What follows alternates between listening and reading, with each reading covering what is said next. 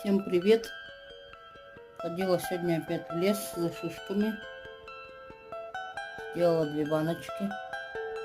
Засыпала сахаром 1 к 1. А это шишки неделю назад собирала. Сахар уже почти растаял.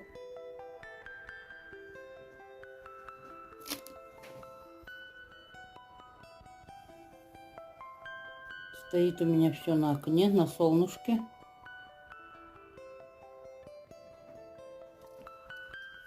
Эти туда же поставлю.